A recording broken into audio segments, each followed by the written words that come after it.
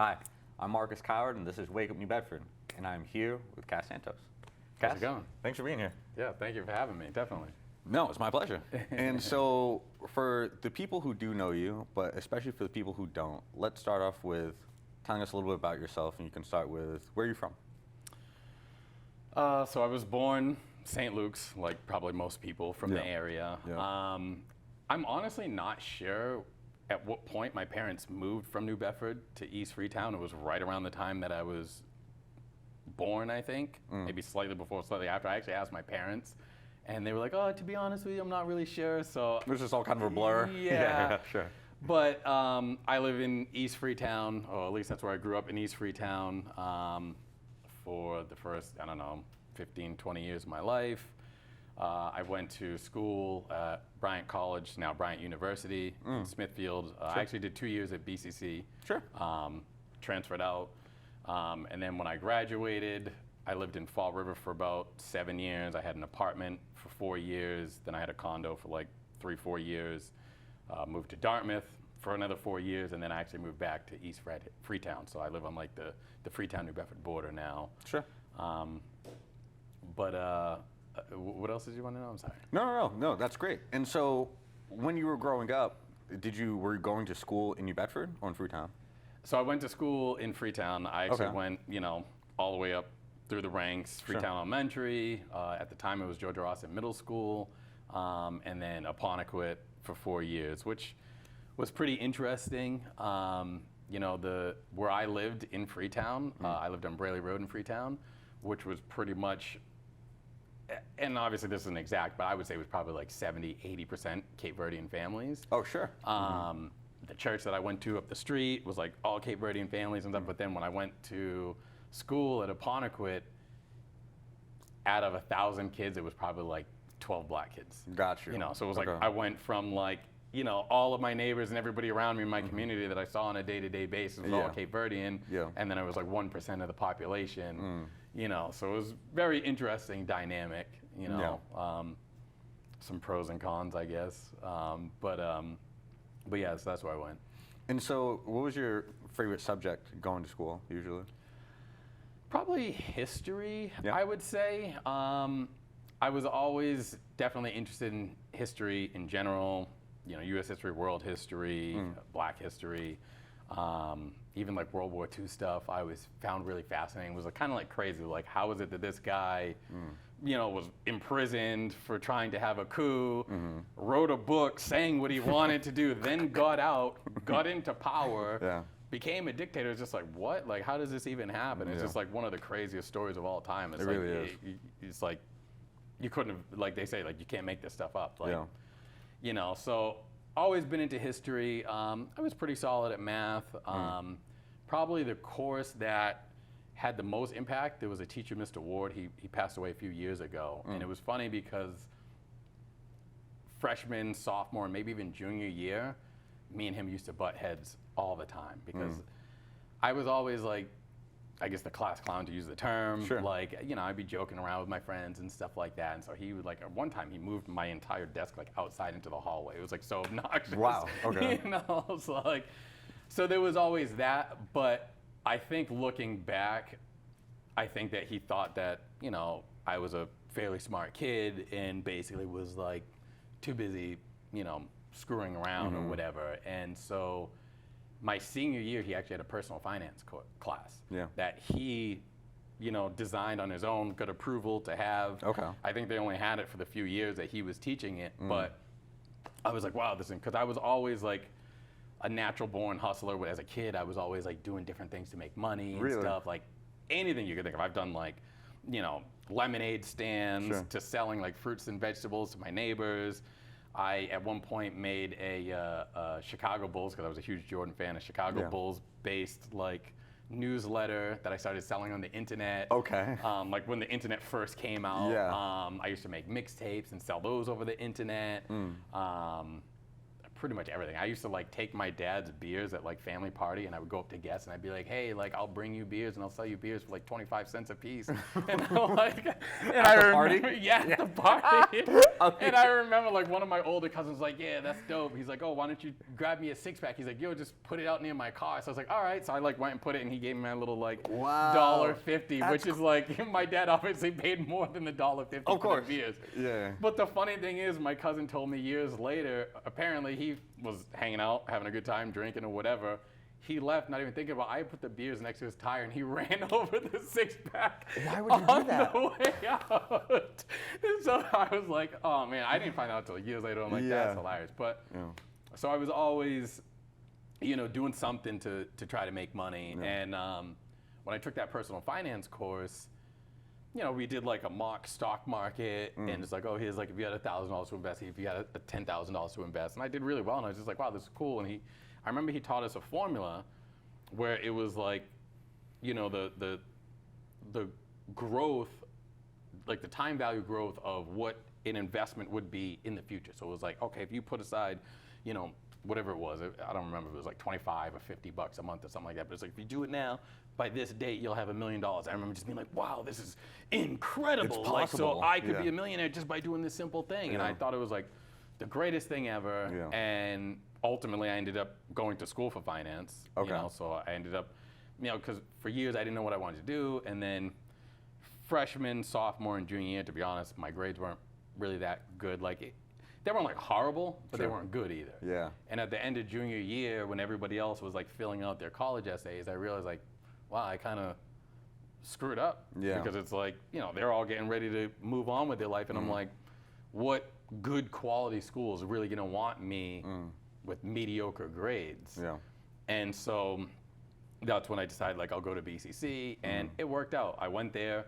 I ended up, having a high GPA. I made the dean's list. I was cum laude. Nice. And then when I transferred to Bryant, because I was on the dean's list, I ended up getting a dean's scholarship. So they paid for part of my school. Nice. Okay. Going to Bryant, on top of the fact that BCC was a lot cheaper anyway. So I basically paid maybe a quarter of what I would have paid if I had just gone to Bryant for the full 4 years. So smart. It's definitely something that, I try to tell people now, like, hey, because at the time, when I went there, it was like people were like, oh, it's beer can college. They probably still call it that now. I don't know. I've actually never heard that. Okay. Yeah, it was like beer can college. It was basically like if you kind of like were like the mess up, like, oh, that's where you're going or whatever. Sense. But it's one of those things. It's what you take out of it. You know, and at the end of the day, it saved me a ton of money. I have the same bachelor's degree, as everybody else that graduated from Bryant. So I think it worked out for me. I mean, I didn't have as much of the college experience because like the first 2 years in college, they're trying to like group you up with people and you get to know people better. So I came in as a second semester sophomore. I had to take a couple summer courses to catch up. Sure. But I ended up obviously still making friends and stuff like that. But and you were living on campus as well? Yeah, so I lived on campus for the 2 years that I went there, which was interesting. It was a good time, but I was still, at the time, I had a part-time job in Fall River. So I was going to school, doing a full, schedule, 5 courses. I might have had some labs or whatever, and then I would get out and I was doing 30 hours a week at part-time in Fall River. Which was, from Bryant, was probably like a 35-minute drive. Wow. There and back. So it was a pretty full schedule, and it was crazy too because there was, some of the kids that went there were like very well off. Like I remember talking to this one kid, it's like, oh, like I work on my dad's boat on the weekend. Like I get paid like $2,000 a weekend or whatever. I was like, oh, it must be nice, bro. Yeah, I was like driving in there. I had like an old Bonneville that was like hand-me-down from my mom, which she got it after my dad, and like. Somebody cut me off in Fall River, and like I ended up getting into like a minor accident. The bumper was like hanging off. I put like I drilled a hole through it and like put a wire to like reattach it because I didn't have the money to get it fixed. So I'm like driving in there in a bucket with like my scuffed up Timbs and stuff, and these guys are making like a couple grand on the weekend for a few hours of work. So. But hey, it is what it is. No, and I feel like definitely added to your hustler mentality as well, where you really knew the value of a dollar. Yeah. And so when you were younger, being a nightly delivery boy at parties, where did you get, and even all those other projects you were doing, where did you get that hustler mentality from? Was it your parents? Was it something you watched or something? Where did you get that from? Honestly, I don't really know. And I think my family thought it was funny because at one point I was even, my mom used to be like, oh man, you're going to like get us put under the jail or whatever. Because like at one point I was renting movies from Blockbuster, and I figured out using my dad's camcorder in the VCR that we had, I got the cables and I figured out how I could connect them and use them to dub tapes. Okay. And so I started recording movies, and I made my own catalog of all the movies I had, and I was renting them out to people for like $1 a piece. Wow. No Okay. late. I'm like, no late fees, like, you know. Like although my godfather, he almost got a late fee because he kept the movie for way too long. Yeah, but, sure. That's but wild. yeah, I don't know what it was. It's just the way I always was. You know, my dad was actually in law enforcement. Sure. He was an environmental police officer. He actually, at the time that he retired second in command of the state of Massachusetts. Oh, They wow. wanted him to keep going, but he had kind of had his own with it. Sure. My mother was a teacher. When we were younger, she was a stay-at-home mom. And then she had like a part-time job at the WLNE. She was like the receptionist. It was like a local cable channel, news channel in New Bedford. She did that for years, and then she became a teacher. She taught at New Bedford public schools, ended up retiring from there or whatever. So it wasn't like either of them kind of necessarily had that per se. I honestly don't know why, but it was ever since I was young. Like I said, like I used to have yard sales. I remember buying like a bike for like a couple $100 because I made like $300-400 in 2 days having yard sales. I used to like advertise them for them in the Standard Times and like Sure, do wow. things that was like probably a little smarter than what other people might have been, Yeah. especially kids specifically would have been doing at the time. But I don't know, I just, ever since I was a kid, I've always been like that. And what do you want to do with this money? Like, did you want to save it? Did you want to like spend it on clothes and stuff? I don't or like, know. You know, maybe it was like watching DuckTales, like Scrooge McDuck or something. I don't know. I wanted to swim in a vault of money. I have no Sure. idea. Yeah, Like, honestly, but I did like, I would definitely save, but I would get things that I couldn't have afforded myself. Like it, you know, not like my family. We definitely weren't like poor or anything like that, but we definitely were not rich. Sure. And then especially like where I talked about like living in Freetown, Lakeville, there was a lot of kids that were definitely like much more well off than I was. Sure. You know, like I wore, you know, my brother's hand-me-downs and stuff like that, even like to the point where sometimes I'd have to wear like hand-me-down sneakers. And I remember having shoes that like, you know, like the sole was separating. I remember getting teased from kids in school because my dad used to buy me sneakers at Payless Shoes. Sure. And so it was like, you know, $20 would be on sale for like $17. He's Yeah. like, what's wrong with these? I'm like, no, come on, Dad. Like, you know, don't know. Yeah, I'm exactly. like, you know, it's like I wanted like some Jordans or something. I Yeah, obviously yeah. wasn't getting that. I had one pair of Jordans my whole time as a kid. And that was because my grandfather, who I never really saw because he was from down south, because my mom was originally from Florida. Okay. But he had given us money for Christmas, and so that was like the only pair of Jordans. I had a pair of Raptor 7s. Sure. I thought it was like the coolest thing ever. Yeah. And it wasn't until I got older, like 2012, 2013, that I realized like, hey, they have apps now that like tell you when the sneakers are gonna release and having money. So I kind of like went crazy buying sneakers for like 2 or 3 years Yeah. and built up like a massive collection and you know, but that was definitely something that was like, oh, okay, because I didn't have when I was younger. It's like now I got I'm the gonna money. indulge, Yeah, a like little I'm bit. gonna treat myself a little bit, you know. So, when you're younger, going through school, middle school, high school, what did you picture yourself being when you grew up? Did you have a career in mind? I mean, probably like a basketball player Yeah. or a rapper or something like that. I would say probably one of those are the two things that, out of anything, I would have wanted to do most. Were you working towards those goals as well, or was that just like in the back of your mind, like those were dreams? I mean, of like yours? I did play organized basketball, but I had like really bad asthma Okay. when I was younger, and I also had like really bad. Sorry, I had really bad allergies. Like Okay. I was like, I should have been like a bubble kid. Sure. Like you know, it was just. It was horrible. There was one time my asthma was so bad, my mom always tells the story, but she saw me and I kind of like seemed weak and stuff, and I was like, oh, I'm just gonna go upstairs and lay down. She's like, oh, okay, like, you know, let me know if you need anything. And then like a couple minutes later, she walked by and I was like halfway up the steps, just like laying on the steps. And she's like, is everything okay? And I was like, no, I'm just resting for a minute. Cause I was like so winded, I couldn't even get up the Wow. steps, Okay. you know? So, you know, I did play organized basketball, but I had asthma. I kind of went through ups and downs. Like at one point, being on like some of the medications that they gave me as a kid. One was like a steroid. I kind of put on some weight, got chubby and stuff like that. So it's not like, and then I had other issues with like my knees and stuff like that. So it's not like that was something that was realistically in the cards. I'm 6 feet, like 6'1", which compared to average person is obviously above average height. But in the NBA, I'd be like a shrimp, and I'm not very fast. Like, you know, it's very difficult to make it. I mean, I definitely still tell people like, hey, if that's what your goal is, then absolutely, because you can do anything you want. Yeah, sure. Like, somebody's got it. They're going to take 500 people, so why not you? You know what I mean? But if it is something you want to do, you need to make sure that you have a plan. You need to actively be working on that in an intelligent manner, you know? But, and then rap, I just was always into, I've been really into music since I was a kid, and, you know, always wanted to rap. I kind of started to get into it when I was, I mean, honestly, I used to, in school, every time we would have like a school project, I'd be like, we're gonna do a movie. We're gonna do a video. Okay. And so I was the one that was always doing like the tech stuff or like the video editing and stuff like that. Like I remember we did like assassination of Abraham Lincoln for like my history class. We recreated, it was like super like ridiculous. And then, you know, we'd put our little jokes in there and stuff like that. I did, for economics, I did a video, like everything. But in 6th grade, and this, I'm not 100% sure, but this is the earliest thing that I remember. I think my first rap was on the movie, the cartoon movie, The Hobbit. Oh, sure. You know, obviously from Lord of the Rings universe or whatever. And I did it with my friend Mo.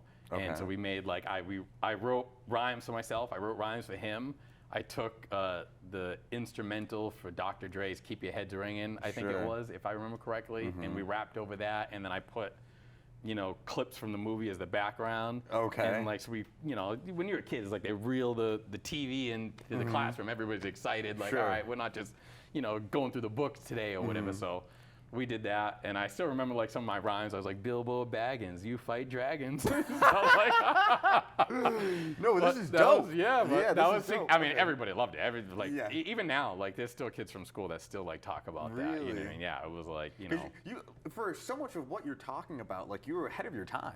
You know, like there's not, like you said, it's smart for kids to do this, but it was like in every facet, not even just with money, but with just creativity in general. You were really having these ideas and like pursuing them, which is really impressive.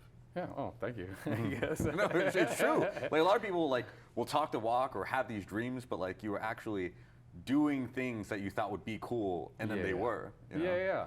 No, definitely. I mean, the kids loved it. I still actually have it on tape. At some point, I did rip it from tape to like a MP4. Okay. So I have it on a hard drive. At some point, maybe I'll like put it out there. It's for sure. It's pretty funny, you know. But but that was like probably my first. But you know, so I always wrote rhymes and stuff like that.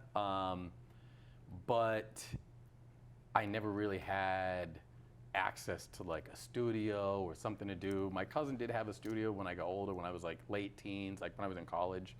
I did record like a track or two there with him, but it was like, you know, never did anything. I played it like with my boys or whatever, because like back then it was like you had to actually like press up copies and you know get them shipped out and stuff like that, or you'd have to go to like a mom and pop to like get them to like, you know, take copies of your stuff. I think being young, I just didn't have any direction, didn't know what to do. Sure. And then when I graduated from college, I actually bought his studio equipment off of him. And was like, I'll just, you know, I'll have my own studio, I'll be able to do it all and whatever. And then shortly thereafter that, my wife, girlfriend at the time, ended up getting pregnant. That was when I was living in the 2-bedroom condo in Fall River. The second room was my studio, and when she got pregnant, I like cleared it out, became like the nursery. Like I always joke, it was like I put my stuff in storage and I like literally painted the room like pink and purple or whatever. And so that kind of like, and that's when I started my investment business. I've been doing that for 20 years. So that kind of like put everything on hold for me musically. And around, I was supposed to make music with my boy Ira. He lives in Rhode Island now. He was originally from New York. Then he moved out to like Sonnet, and then ultimately moved on to Rhode Island, Providence, et cetera. But we were always gonna make music together. It just never really, like, he was, had a business and then had a family, and I had a business, had a family. He was living like an hour away. It was just like, just never came together. So basically during COVID, during lockdown, I was kind of like sitting around bored one day, and I had like my iPad, and I had like GarageBand, which is like the free studio software from Apple. And I was like, I'm just gonna start trying to Why not? make beats. Like, let's see if I can, teach myself how to make beats. And I started like literally just teaching myself. Like, I would mess with it, make like a solid beat, make like a bunch of really poor quality beats, watch some YouTube videos, and just keep doing it. And eventually, after like 6 months, 9 months or so, like, they started getting better. I started like sending them out to different people to like get their feedback. And then one day, one of the guys I sent it to, his son, he used to be from Freetown, moved back to Virginia, but he was like, oh, like, my son likes your beat, like, he's gonna hit you up. Like, they wanted to like buy the beat or whatever. And I was like, oh, like, well, it was like cool because it made me feel like, hey, they're actually decent enough that somebody actually wants to use this in a professional setting. On the flip side, I was still so early in the process. I like wasn't ready. I was like, I don't even know, like, because I am like business oriented, like, I make music out of love and just because I enjoy it. But I'm like, I also like, I need to make sure I know what I'm doing business wise before I start like telling people like, I'll sell this to you, we'll collaborate on this or whatever. So but I didn't remember what you asked me. I kind of like veered off. No, there, that's fine. I mean, even just going off of that, so did you end up selling it to him, or? No, but I have been in talks with him, and I did stash that beat. I've been sitting on it for a while. Sure. So I do still have it available for him. Sure. And we've talked about collaborating and doing different stuff. And it's cool. Like, he's actually been building up his platform, and he's doing pretty well for himself, like in Virginia and stuff like that. And so. And so since you've been able to figure out the business side of music? Yeah, absolutely. Yeah. So, I started my own record label. I got my... What's the name of it? Dark Saint Records. Dark Saint Records. So my full name is Casimiro Maurice Santos. Originally, my last name was Dos Santos. I'm Cape Verdean. And Casimiro was my grandfather's name. When he immigrated to the United States, he didn't have a middle name. So somewhere along the way, the border agent, whatever, took it upon themselves that they legally changed his name upon entry to Casimiro. Dos became his middle name, and they changed his last name to Santos. So Santos means saint. Dos means of the saints. So my name actually means peaceful, dark-skinned one of the saints. So I basically just shortened it like Dark Saint. And so that's something I thought of years ago, was like, hey, if I ever do music, if I ever start a record label, like, I'm gonna call it Dark Saint because like it sounds cool, but it's like really my name. So that's basically what it was. So officially 2022, I think it was May of 2022, I got my tax ID, and so I felt like, all right, I'm like official, and I put my first song out, my first single in 2023. Sure. And so basically everything from like 2000, when I started teaching myself how to make beats, to 2023 was kind of like the lead up. But I not only taught myself how to make beats, I also taught myself how to engineer, to mix and master songs. I also taught myself, the business of it, marketing, and then also like I do my own graphic design and stuff like that. I pretty much literally do like everything from start to finish. Sure. The thought being that, knowing that it was something that I was interested in, I wanted to do. A lot of artists, like, they got to pay for studio time, or they got to buy a beat, and then they got to, pay for someone to do the album cover, and then you got to pay for distribution, and you got to pay for this and that and everything, and it's just, it's like, it adds up. Yeah. And for a lot of people, it's a barrier. Like, I feel like there's a lot of talented people that don't get the shine for one reason or another. One is just because either they don't have the money to, and they don't have somebody else to support them, or like they get stuff out there, but they don't really know how to market themselves or what to do. And so that's something that, for me, being somebody that always wanted to make music and never really had the opportunity, it's something that I kind of like feel for those people that might have been in a similar position, and I try to do what I can to like help people out. Like anybody I've ever collaborated with, I don't ever charge anybody for studio time. Okay. I don't I literally don't charge anybody for anything. Like, so I do 100% of everything. If somebody wants to do their own album cover or something like that, you know, you're welcome to. I usually, like, depending on how it looks, I'll kind of give them some feedback and help to, like, clean it up so it looks a certain way. But like, other than that, like, I will produce the song, I'll mix and master it for you, I'll pay for the distribution, I'll put it out, I'll help you market it, whatever. I don't charge you anything. So basically, like, if you come and you collaborate with me, $0 up front, but you're gonna make, you know, half 50%, we'll split it 50-50, whatever the song makes. So you're always gonna be in the positive, basically, with me, you know. And that's something that,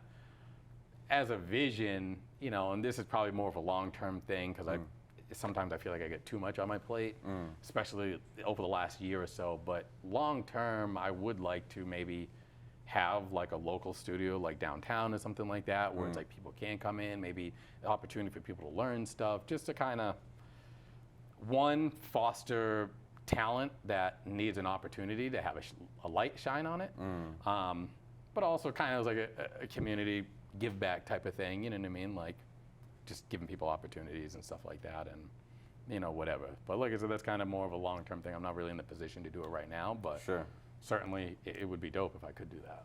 Yeah, I mean, and that's, I don't just want to say generous, but such a, some people might not see that as a smart business move, but that's such a, like a great thing in order to give back to artists and to help foster new artists and for their growth, in order to help them more so than most producers or record labels would, honestly. Well, it is funny because people always say to me, they're like, oh, wow, like, you know, like other artists that I've networked with now that I'm an indie artist myself, and they're like, oh, man, they're like, you know, producers never help market. They're people are always like shocked and stuff, and I'm like, I mean, it's a collaboration. Like, I'm on this too. Why would I not want to promote it? And then why, it's still, if it's something I did and I believe in it, and it's like, you know, partially my art, and I'm also cool with you, and like, I've always just been a supportive guy in general. Like, I try to like